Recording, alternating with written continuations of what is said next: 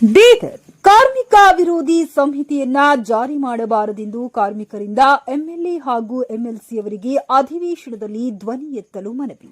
ಬೀದರ್ ಜಿಲ್ಲೆಯ ವಿಧಾನ ಪರಿಷತ್ ಸದಸ್ಯರಾದ ಡಾ ಭೀಮರಾವ್ ಪಾಟೀಲ್ ಹಾಗೂ ಬೀದರ್ ದಕ್ಷಿಣ ಕ್ಷೇತ್ರದ ಶಾಸಕರಾದ ಡಾ ಶೈಲೇಂದ್ರ ಬೆಳ್ದಾಳ್ ಅವರನ್ನ ಭೇಟಿಯಾಗಿ ಕಾರ್ಮಿಕರ 4 ಕೋಡ್ಗಳನ್ನು ಹಿಂಪಡೆಯುವ ಕುರಿತು ಮನವಿ ಪತ್ರವನ್ನ ಕೊಡಲಾಯಿತು. ಕಟ್ಟಡ ಮತ್ತು ಇತರೆ ನಿರ್ಮಾಣ ಕಾರ್ಮಿಕರ ಫೆಡರೇಷನ್ ಬೀದರ್ ಜಿಲ್ಲಾ ಸಮಿತಿಯಿಂದ ಮನವಿಯನ್ನ ನೀಡಿ ಕಾರ್ಮಿಕ ವಿರೋಧಿ 4 ಸಂಹಿತೆಯನ್ನ ಜಾರಿ ಮಾಡಬಾರದು ಮತ್ತು ರಾಜ್ಯ ಸರ್ಕಾರದ ಬಜೆಟ್ನಲ್ಲಿ ಕಲ್ಯಾಣ ಮಂಡಳಿಯ ಹಣವನ್ನ ದುರುಪಯೋಗ ಮಾಡುವ ಪ್ರಸ್ತಾಪವನ್ನು ಕೈಬಿಡಬೇಕೆಂದು ಕಾರ್ಮಿಕರ ಸಮಸ್ಯೆಯನ್ನು ವಿಧಾನಸಭೆಯಲ್ಲಿ ಚರ್ಚಿಸಲು ಮನವಿ ನೀಡಲಾಯಿತು. ಇದೇ ಸಂದರ್ಭದಲ್ಲಿ ಕಟ್ಟಡ ಕಾರ್ಮಿಕರ ಜಿಲ್ಲಾಧ್ಯಕ್ಷರಾದ ಬಸವರಾಜ ಮಾಳಿಗೆ, ಚಿಟಗುಪ್ಪ ತಾಲೂಕು ಅಧ್ಯಕ್ಷರಾದ ಶ್ರೀಮಂತ ಮೇತ್ರಿ, ಚಿಟಗುಪ್ಪ ತಾಲೂಕು ಕಾರ್ಯದರ್ಶಿಯಾದ ಸಿಮೋನ್ ಮೇತ್ರಿ, ತುಕಾರಾಂ ಸಾಗರ್, ಉಮೇಶ್ ಸಿಂದನಕೇರ ಇನ್ನಿತರರು ಉಪಸ್ಥಿತರಿದ್ದರು.